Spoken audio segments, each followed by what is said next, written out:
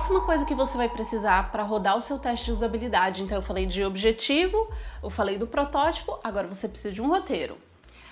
O roteiro é um roteiro de teste que geralmente não tem muito segredo, porque não é uma entrevista em profundidade. Então você não tem que pensar várias perguntas, aquela complexidade de para onde o cara vai viajar e você tem que estar pronto com esse tipo de pergunta. O teste de usabilidade não precisa disso, mas ele é como se fosse um grande desafio para você, designer, tá? Então encare dessa forma. Tem um livro do Steve Krug que ele tem um gabarito para teste de usabilidade.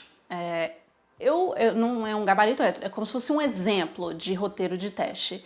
Eu gosto muito da proposta dele e é o que eu geralmente uso no meu trabalho. Como que funciona esse roteiro? Basicamente, ele tem uma série de instruções no início, ou uma série de esclarecimentos no início, desde, olha, a gente está testando o protótipo e não você, seja sincero, fale em voz alta, a gente está gravando, mas é só para uso interno. Então, esse primeiro pedaço de instruções é muito para o cara entender o que vai acontecer durante o teste.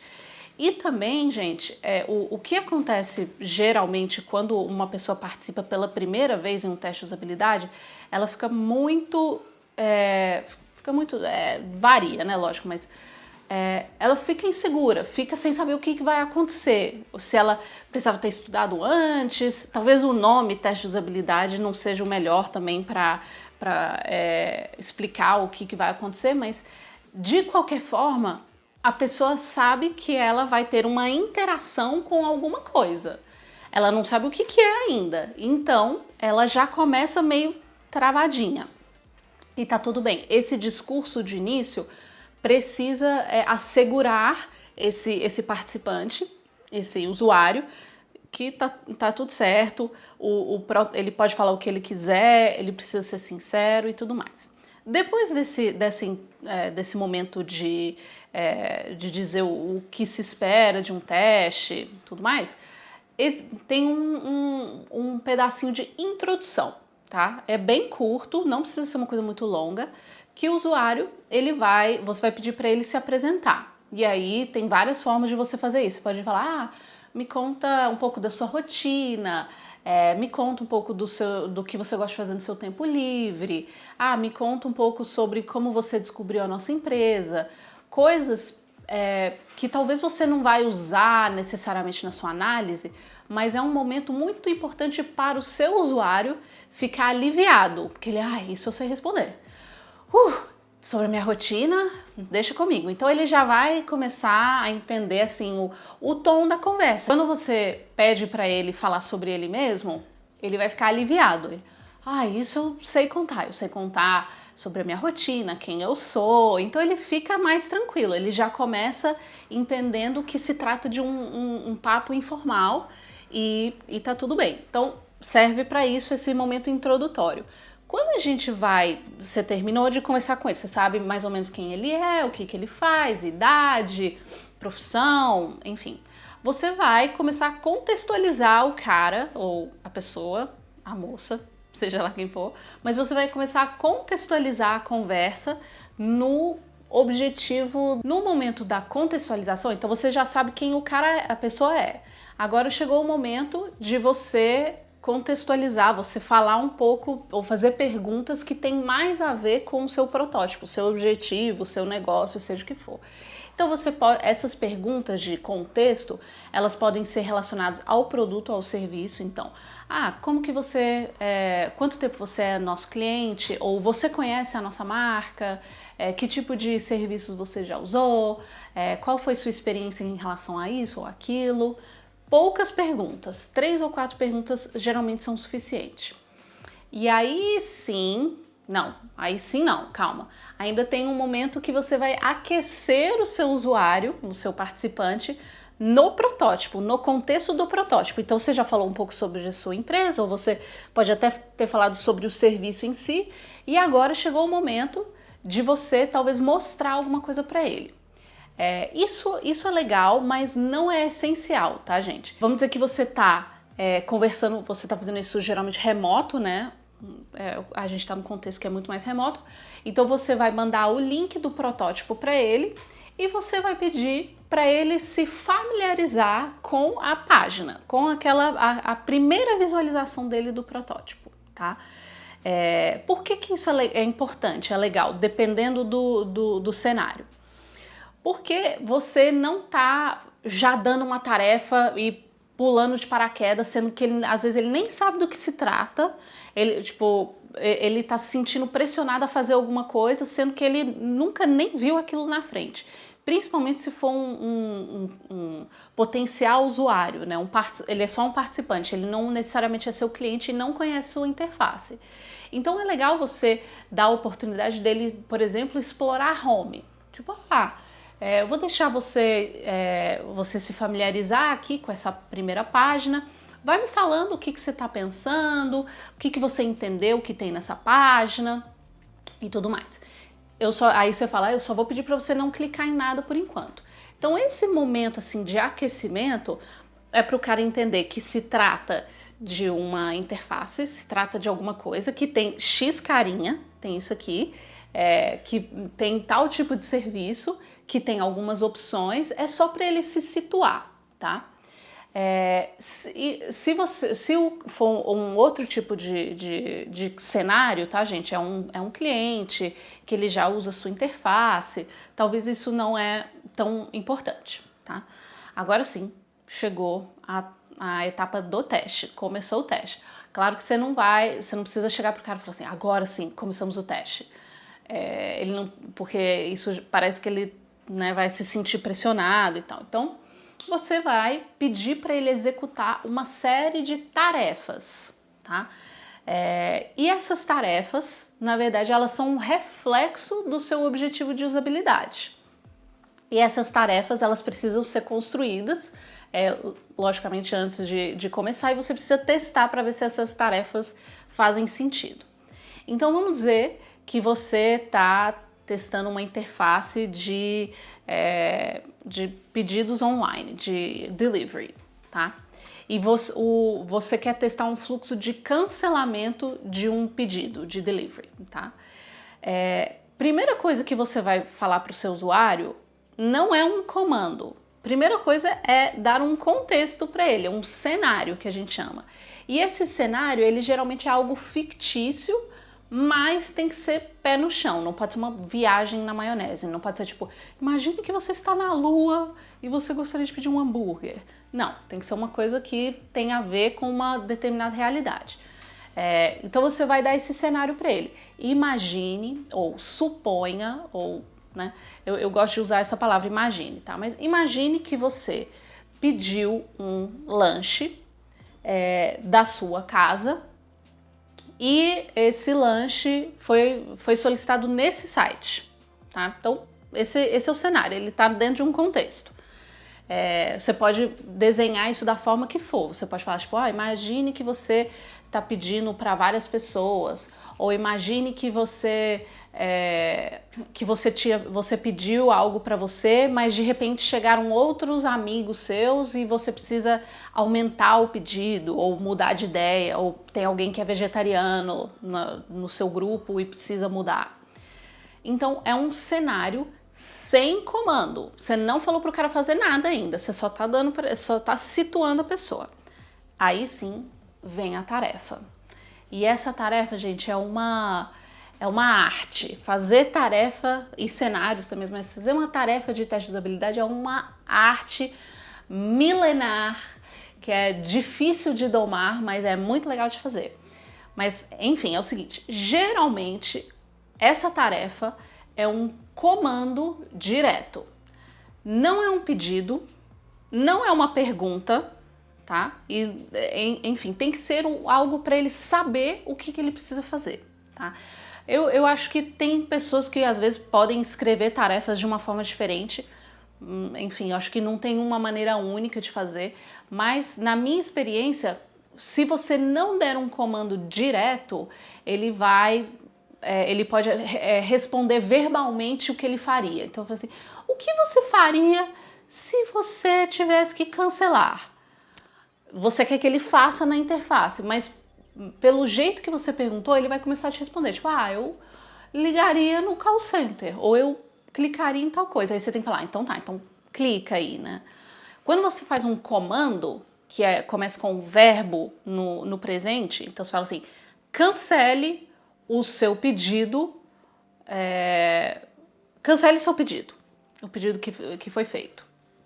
Isso é uma tarefa, isso é um comando direto onde o usuário precisa executar uma ação. Aí começou o jogo.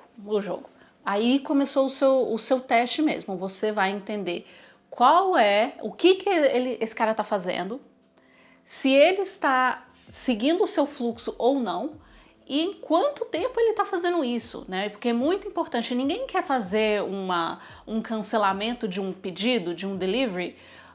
Eu vou viajar, vou fuçar até eu encontrar. Não, a pessoa ela tem um objetivo pontual, ela quer fazer isso com eficiência. Então é muito importante a gente medir quanto tempo ela demora para fazer aquilo e se esse tempo é um tempo razoável ou não. Então, as tarefas são comandos diretos, geralmente começando com o verbo. No caso do remoto, quando é moderado, tô falando de teste de usabilidade moderado, tá, gente?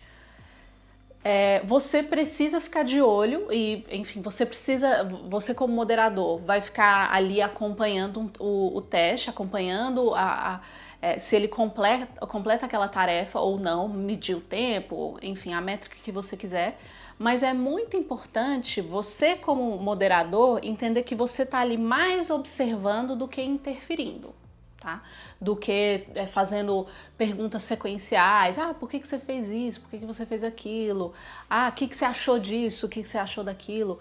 Para um teste de usabilidade, que é só teste de usabilidade, tá, gente?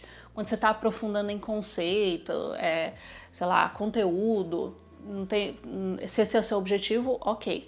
Mas se for um teste de usabilidade, você não vai ficar interferindo, você vai mais observar.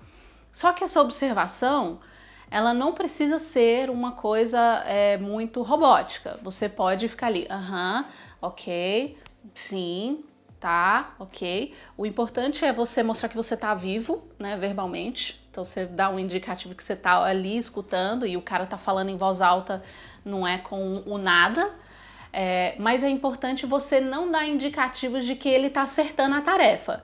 Tipo, isso, ou aí, não faça isso, porque senão você tá induzindo ele a pensar que tem um caminho certo e um caminho errado. Ele não precisa saber disso. Bom, eu vou dar outras dicas de moderação já, mas sobre as tarefas. A ideia é que o usuário, o participante vai te dizer quando ele está pronto para ir para a próxima tarefa, quando ele terminou uma e pode ir para a próxima, tá? E você precisa deixar isso claro. Você fala com ele, quando você terminar, me avise que eu vou ler para você a próxima tarefa. Então ele vai fazer, tal. E isso é super importante porque às vezes o participante terminou, mas na verdade ele não terminou. Tipo, ele tá na última tela e tinha lá para ele scrollar um botão de confirmação. E ele, por algum motivo, não viu e falou assim, tá bom, tô pronto, posso ir pro próximo. Isso é, tipo assim, o ouro do seu teste de usabilidade. Isso acontece, ele não terminou a tarefa, no caso, mas você não vai contar pra ele que ele não terminou, porque ele não teve sucesso, né, entre aspas. Mas se ele falou que tá pronto, você lê o próximo comando pra ele. Você fala, agora eu quero que você... agora a próxima tarefa mande o comprovante do cancelamento para o seu grupo de amigos no WhatsApp. E aí ele vai começar a fazer. Então, gente, dá para vocês fazer uma série de tarefas, uma série de comandos dentro do mesmo cenário. O que pode acontecer também, dependendo do seu objetivo e dependendo do tamanho do seu fluxo ou do protótipo que você tem disponível, você pode criar outros cenários e colocar isso no mesmo teste de usabilidade. Também funciona bem e você pode fazer isso. Então, por exemplo, ele estava você tinha dado para ele um cenário onde ele tinha desistido, tinha mudado de ideia. Agora você pode colocar para ele outra coisa, tipo, então agora imagine que você gostou muito desse serviço e quer indicar ele para outras pessoas, ou você quer, eu vou indicar não, indicar é um verbo, mas você quer que outras pessoas conheçam este serviço. Aí vem a primeira tarefa. Indique este serviço para seus amigos. Aí ele vai, ai meu Deus, como que eu indico? Será que tem... Aí ele vai começar a pensar, tipo, nossa, será que tem um QR Code aqui que eu posso pegar e mandar? Será que eu tenho que tirar print da tela? Será que tem um negócio de compartilhar em algum lugar? Então, ele vai começar a tentar se virar em cima do comando que você deu para ele. Então, basicamente é isso. Boas práticas para você escrever uma tarefa, tá? Isso também é de praxe do mercado. Não colocar na tarefa a palavra que tem na tela. Parece estranho, mas é assim. Então, por exemplo, o exemplo do Bluetooth. Se você quer que ele ligue o Bluetooth, você não pode colocar a tarefa, evidentemente, você não vai colocar ligue o Bluetooth, mas você não pode colocar nem a palavra Bluetooth, preferencialmente, tá? Então você teria que colocar, tipo, encontre uma maneira de escutar música sem fio no seu celular, ou tipo, no carro. Aí ele vai pensar, nossa, como que eu vou fazer isso? Eu acho que eu tenho que ligar o Bluetooth. Ou, por exemplo, vamos dizer que você tem lá na sua tela a palavra cancelar, tá? O exemplo lá do delivery. Então, você tem na sua tela a palavra cancelar, você quer que ele cancele, tá? Evite usar essa palavra, cancelar. Você pode falar desista, ou tipo, encerre, qualquer outra coisa. Outra coisa muito importante para considerar quando você está criando a tarefa é não colocar a palavra que tem na interface na sua tarefa. Então, isso é importante, gente, porque isso é o que a gente chama de probing, né, ou de priming. É como se você estivesse dando a dica para o seu usuário do que ele precisa fazer. E a gente não quer isso, a gente não quer dar nenhum tipo de spoiler de qual caminho ele precisa fazer para obter sucesso. Então, vamos para o caso do cancelamento lá do pedido do delivery. Na primeira tela ou ao longo do fluxo existe a palavra cancelar, idealmente a sua tarefa não deveria usar esse verbo, ou não deveria usar literalmente o que tem disponível na tela. Então seria melhor você usar assim. Então, se você não pode escrever cancelar, você pode colocar encerre, ou encontre uma maneira de terminar, ou de não vir o pedido, enfim, sinônimos de cancelar, tá, gente? E mesma coisa com o exemplo do Bluetooth, que é o exemplo que eu gosto muito. Se a palavra Bluetooth ou configurações é o que tem na sua tela do fluxo que você está testando, você não pode usar nenhuma dessas duas palavras. Ai, Camila, mas aí vai ficar difícil. Vai ficar difícil e por isso que fazer comandos, fazer tarefas de teste de usabilidade é uma arte. Então, se você não pode colocar nem a palavra configurações, que é onde onde Bluetooth estará, e também você não pode colocar Bluetooth, o que você coloca? Você tem que colocar alguma coisa que represente o modelo mental dele. Então, por exemplo, encontre uma forma de ouvir música no seu carro sem o cabo. Aí o cara vai ter... Porque é isso que o cara quer fazer. Né? Ele não necessariamente Bluetooth é a primeira coisa que ele vai pensar em ligar, e tá tudo bem. Claro, gente, que pode existir um objetivo de usabilidade muito específico em que ele precisa ligar o Bluetooth, tá? E esse é muito importante, tal. Você pode escrever a sua tarefa dessa forma, ligue o Bluetooth para ouvir música, não tem problema. Mas o mercado, o Norman Nielsen Group, enfim, várias empresas trabalham dessa forma. Evitar colocar a palavra que está na interface, o comando que está escrito no conteúdo da sua interface na sua tarefa. E isso torna a criação de uma tarefa mais complexa, mais desafiadora para você, designer, e, enfim, quem estiver te ajudando. Então isso é super importante. Mas só mais alguns pontos sobre essa parte mais teórica do que precisa fazer em um teste de usabilidade. E o próximo é plateia, tá? Plateia para um teste de usabilidade. É importante, sim. Não é importante para o teste em si, tá, gente? É importante mais para o depois, o que vai vir depois, que é o momento da análise.